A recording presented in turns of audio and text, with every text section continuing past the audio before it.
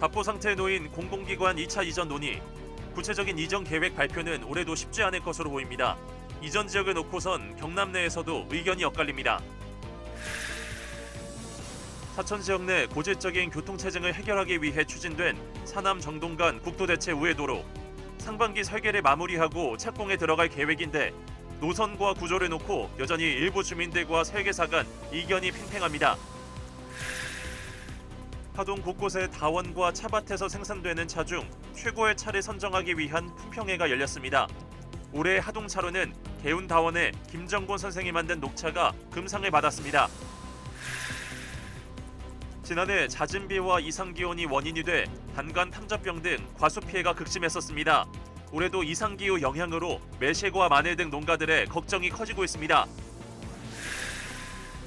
지난 총선에서 경선 과정에 참여했던 국민의힘 박정렬 전 도의원이 공직선거법 위반 혐의로 구속됐습니다.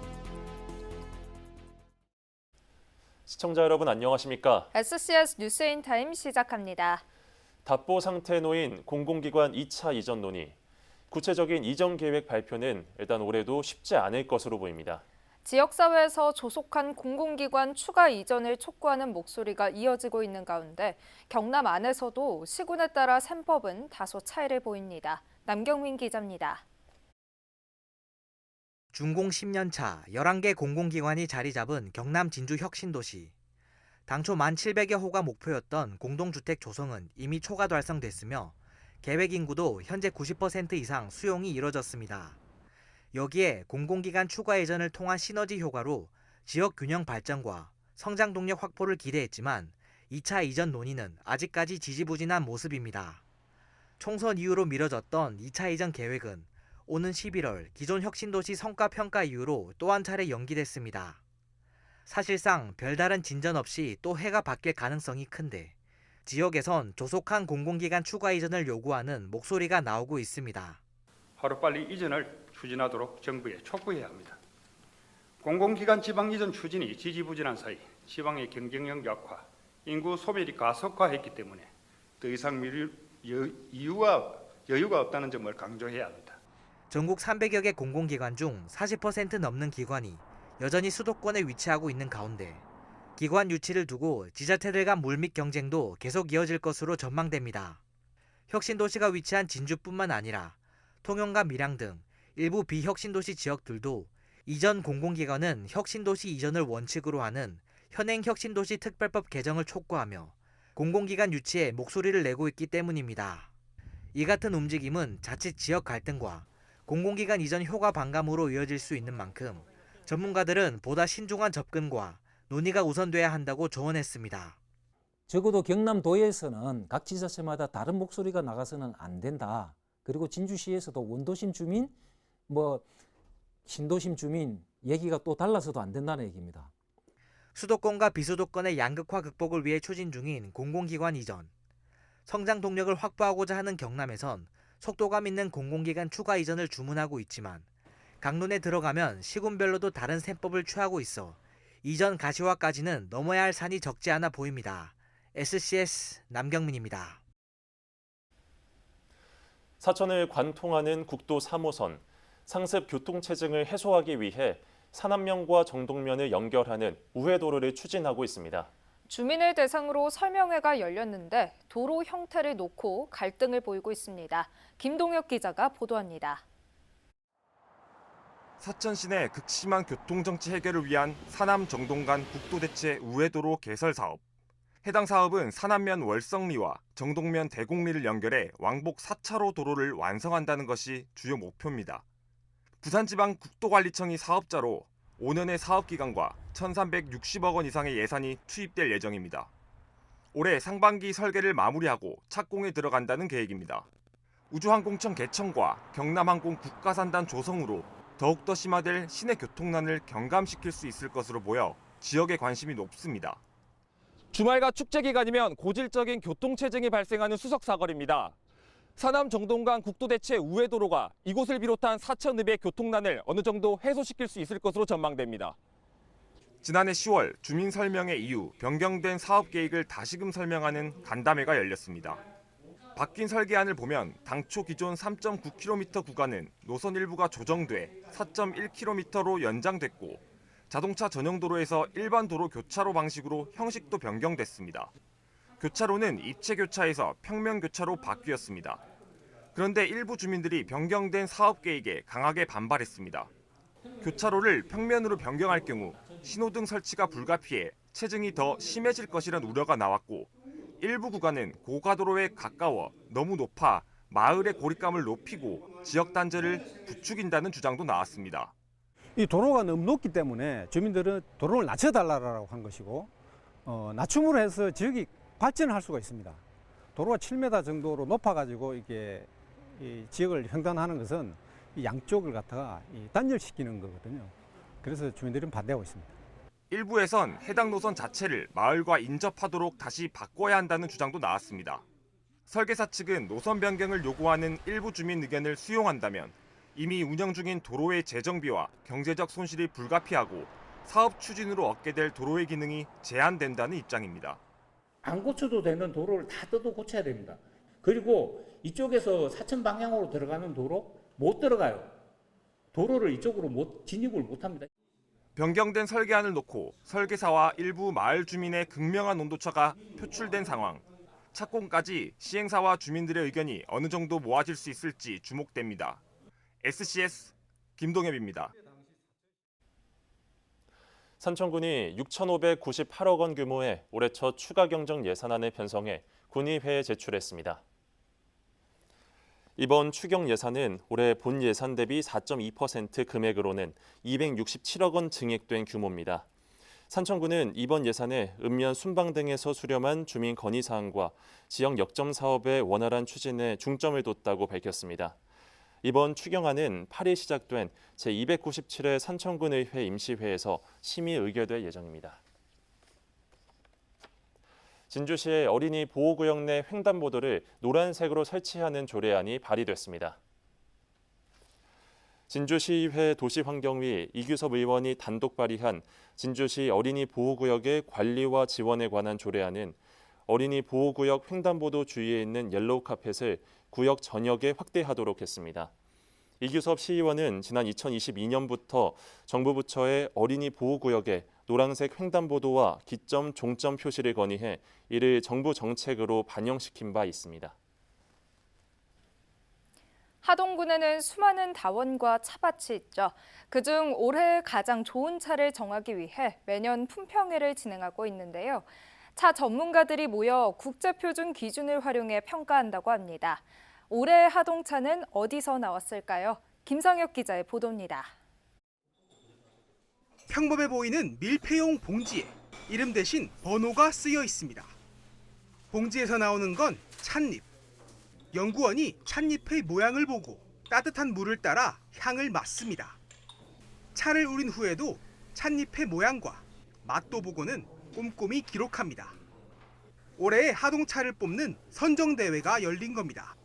차는 외형, 찬물색, 또 향기, 맛, 우린잎 이 5가지 요소에 대해서 평가를 하게 되는데요. 이 각각의 요소도 또 평가 내용들이 굉장히 다양합니다. 예를 들어서 외형 평가에 있어서는 찻잎의 어리고 여린 정도라든지 튼실도, 또 색과 강택감. 차를 평가하는 품단은 국제표준 기준을 활용해 연구원과 교수 등 전문가들이 참여했습니다. 하동군의 제다업체에서 출품한 녹차 19개와 백차와 청차, 홍차 등 발효차 26종은 무작위로 번호를 매겨 블라인드 평가로 진행됐습니다. 5가지 기준을 종합해 상위 입상차에는 순서대로 금, 은, 동상이 수여됩니다. 수상차를 배출한 다원에는 영예와 자부심, 홍보 효과를, 순위에 들지 못한 다원에는 앞으로 더욱 좋은 차를 만들고 개발하는 계기를 위해 올해의 좋은 차를 선정해오고 있습니다. 그 해에 가장 잘 만든 차를 비롯해서 우수한 차들을 품질 관능 검사를 통해서 뽑은 다음에 시상을 함으로써 하동차의 제조 수준을 높이고 한편 올해의 하동차로 개운다원의 김정곤 선생이 만든 녹차가 금상을 받았습니다. 시상은 하동 야생차문화축제가 시작되는 오는 11일 축제장 주무대에서 진행될 예정입니다. SCS 김상엽입니다. 오는 10일 북천면 직전마을 들판에서 하동 북천 꽃 양귀비 축제가 시작됩니다. 하동 북천 코스모스 메밀꽃 영농조합법인은 오는 10일부터 19일까지 이번 축제를 개최한다고 밝혔습니다. 축제장 전 구간은 무료로 개방됩니다. 축제장에서는 붉은 꽃 양귀비뿐만 아니라 푸른 수레국화 등 다양한 색의 꽃밭과 함께 부대 행사도 준비됩니다. 하동의 청년 예술인들이 하동의 차를 주제로 전시회를 개최합니다. 청년 예술인의 전시회 하동에서 차 오름은 오는 11일부터 15일까지 하동 야생차 문화축제 기간 동안 하동 야생차 박물관 일원에서 만나볼 수 있습니다. 이번 전시회에는 11명의 청년 예술인이 참여해 일러스트레이션과 피아노, 그래픽 디자인, 도자기 등 다양한 장르의 작품이 전시될 예정입니다. 지난해 잦은 비와 이상 기온이 원인이 돼 단감, 탄저병 등 과수 피해가 극심했었는데요. 올해도 이상 기후 영향으로 매실과 마늘 등 농가들의 걱정이 커지고 있습니다. 보도에 하준 기자입니다. 1200평 규모의 하동의 한 매실 농가. 1년에 매실이 8톤가량 수확됐던 곳이지만 최근 몇 년 사이 생산량이 크게 줄었습니다. 개화 시기가 빨라진 가운데 이 3월 최저 기온이 영하권을 보이면서 수정률이 15에서 20% 수준으로 뚝 떨어진 겁니다. 이곳 농가의 올해 수확량은 평년의 10분의 1 수준에도 못 미칠 것으로 예상되고 있습니다. 가지마다 매실이 수십 알씩 열려 있어야 할 시기지만 겨우 한두 알 볼 수 있을 정도로 냉해가 심각한 모습입니다. 하동 농협에 따르면 보험에 가입한 매실 농가 10곳 중 9곳에서 이 같은 냉해가 확인됐습니다. 소규모 농가까지 합치면 피해 규모는 더 커질 전망. 농민들은 높아진 인건비와 자재값을 메울 수나 있을지 눈앞이 깜깜하기만 합니다. 꽃이 필 때도 확 피고 며칠 만에 그다음 질적에도 확 지고 그래야 되는데 꽃이 뭐 힘이 없이 피고 있으니까 파는 게 문제가 아니고 달리는 게 문제다. 더 큰 문제는 이상기후로 인한 작물 피해가 매실에만 국한된 이야기가 아니라는 것. 서부 경남 대표 작물인 남해 마늘 또한 평년보다 높았던 겨울철 기온과 최근에 잦은 비로 인해 2차 생장 피해를 입었습니다. 이른바 벌마늘이라 불리는 현상으로 이달 초 남해 지역에서 집계된 피해 규모만 200헥타르, 축구장 280개와 맞먹는 면적입니다. 마늘 농사를 지은 지가 한 50년 됐는데 이런 현상이 일어나기는 처음입니다. 지금 마늘 종을 수확을 못합니다. 이거 2차 성장이 된 마늘은 상품 가치가 안 되기 때문에 출하도 못하고 전부 쳐서 버려야 됩니다. 경남도는 오는 13일까지 마늘 2차 생장, 매실 냉해에 대한 피해 조사를 진행한 뒤 농가에 농약대와 생계비 등 재난지원금을 지급하기로 했습니다. 농작물에 피해를 입은 농업인께서는 5월 13일까지 피해 신고 접수를 받고 있으니 반드시 신고 기간 내에 읍면동 사무소를 방문하셔서 피해 신고를 해주시기 바랍니다. 지난해에 이어 되풀이되고 있는 이상기후로 인한 농가 피해, 이상기후 대응과 농가 부담 완화 등을 위한 추가적인 정책적 뒷받침이 시급해 보입니다. SCS 하주입니다. 남해군이 벌마늘 현상 발생에 대응하기 위한 대책 회의를 실시했습니다. 남해군과 군의회, 지역 농협, 농가 등은 대책 회의를 열고 남해 벌마늘 발생 현황 파악과 의견 수렴 등을 진행했습니다.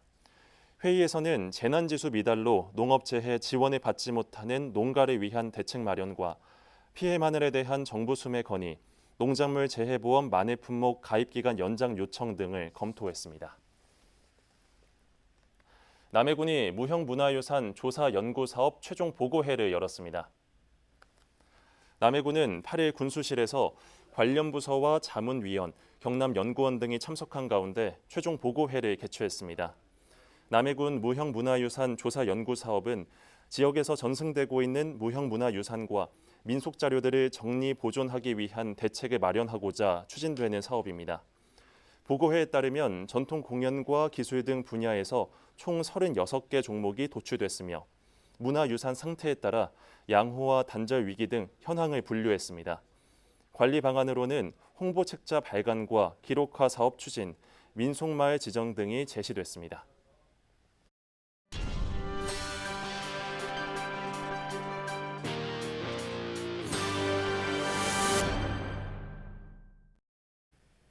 지난 총선에서 경선 과정에 참여했던 국민의힘 박정열 전 도의원이 공직선거법 위반 혐의로 구속됐습니다.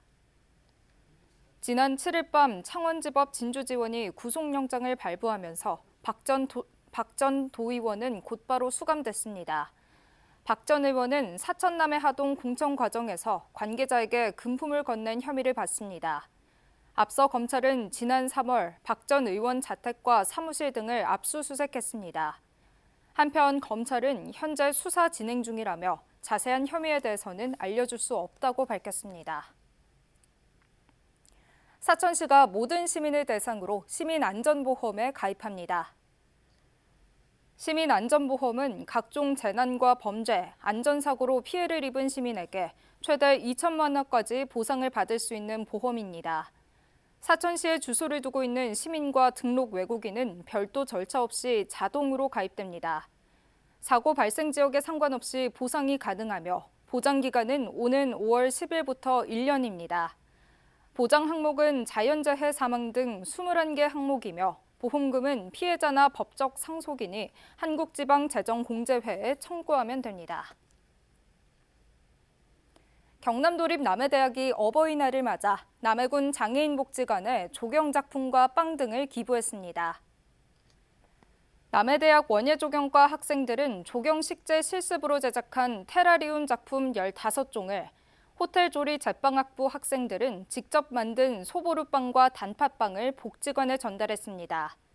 이번 기부는 남해대학 링크 3.0 사업단에서 지역사회 공헌과 협력 차원에서 이루어졌습니다. 경남도립 남해대학 원예조경과 김사랑 교수의 말을 직접 들어보겠습니다. 저희 원예조경과에서 학생들 이제 교육하는 단계에서 이런 이렇게 원예 체험들을 다양하게 하고 있는데 이왕이면 우리가 지역사회도 한번 나눠보자라는 취지에서 한번 이렇게 오게 됐습니다. 네. 축산 농가에선 없어서 안 될 사료작물인 알팔파. 그동안 수입에 의존해야 했지만 국내 연구진들의 신품종 개발로 이제 국내에서도 생산이 가능해졌습니다. 자세한 소식 전주현 기자가 전해드립니다. 고성군 마암면에서 소 300마리를 키우고 있는 최두소 씨. 국내산 조사료 위주를 고집하던 최 씨도 사료작물인 알팔파만큼은 수입산을 쓸 수밖에 없었습니다. 알팔파는 단백질과 비타민, 미네랄 함량이 높아 15개월 이하의 소에겐 필수적으로 먹여야 할 사료지만 국내에서는 생산이 되지 않고 있습니다. 수입에만 의존할 수밖에 없었던 최 씨는 알팔파 재배에 직접 도전했습니다. 나도 알팔파를 국내에서 재배해가지고 수입풀에 대처할 수 있다는 생각으로 작년 6월에 정읍에서 전국 최초 알팔파 재배 연시회를 가서 보고 와서 알팔파 재배에 도전을 하였습니다. 알팔파는 토양의 산도와 비옥도, 물빠짐 등 재배 조건이 까다로워 전량 수입에 의존하는 상황. 코로나 이후 사료값도 급등한 데다 수급까지 불안정하면서 축산 농가의 근심도 커져왔는데 이제는 그 걱정을 상당 부분 덜 수 있게 됐습니다. 고성 마암면에서 대규모 알팔파 재배에 성공했고 열풍 건초 생산 시스템까지 개발하면서 국내에서도 알팔파 사료 수급이 가능해졌기 때문입니다. 알팔파가 재배가 확대가 된다면 연중 재배가 가능하기 때문에 실질적으로 사료작물의 연중 생산도 가능하고 그리고 논타작물 재배 확대나 정책적인 부분에 있어서 기여도도 상당히 높을 것 같습니다. 1년에 5번 정도 수확할 수 있는 알팔파. 국내에서 개발된 알팔파 품종은 세계적인 대표 품종 버널과 비교해도 조단백질 함량과 소화율 부분에서 전혀 손색이 없습니다. 사료비 절감 효과도 기대되고 있습니다. 국내에서 생산되는 알팔파 건초는 킬로그램당 494원, 890원의 수입산과 비교했을 때 44% 정도 사료비를 절감할 수 있습니다. 고품질의 알팔파를 안정적으로 확보하는 것은 국내 축산업 발전의 핵심 요소입니다. 이러한 알팔파를 국내에서 연중 생산할 수 있다는 것은 축산농가의 사료비 절감은 물론 수입 의존도를 낮춰서 국내 축산업의 경쟁력을 강화하는 데 큰 도움이 될 것입니다. 한 해 알팔파 수입량은 19만여 톤. 농촌진흥청은 알팔파 재배 성공을 계기로 전국에서 재배할 방안을 모색할 계획입니다. 헬로티비 뉴스 전주연입니다.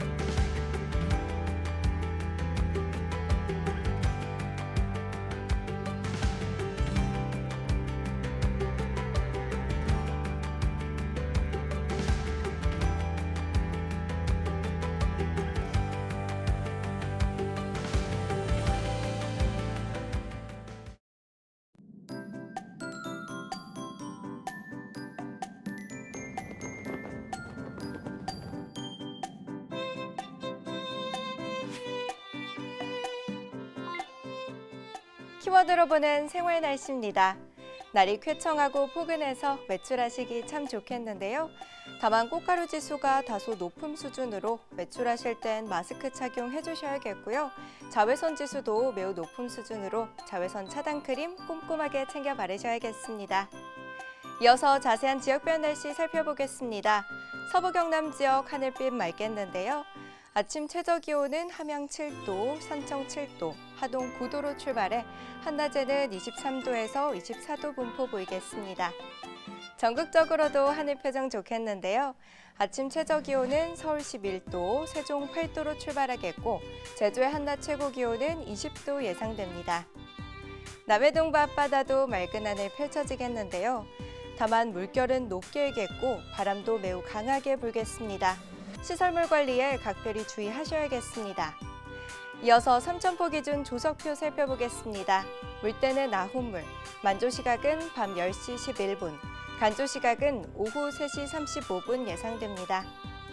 사천공항 날씨 정보입니다. 목요일 오전 9시 기준 구름 조금 지나겠는데요. 우리 지역에서 서울 김포로 가는 첫 번째 항공편은 오전 11시 20분 예정돼 있습니다. 자세한 내용은 사천공항 홈페이지에서 확인하시기 바랍니다. 이어서 삼천포역의 운항정보입니다. 목요일 삼천포에서 제주도로 가는 배는 밤 11시 50분에 출발하겠습니다. 주간 날씨입니다. 주 후반엔 아침 기온 쑥 오르면서 따뜻하겠는데요. 다만 일요일 오전에 비 소식이 들어있겠고 이후에는 맑은 하늘 보이겠습니다. 지금까지 기상정보였습니다.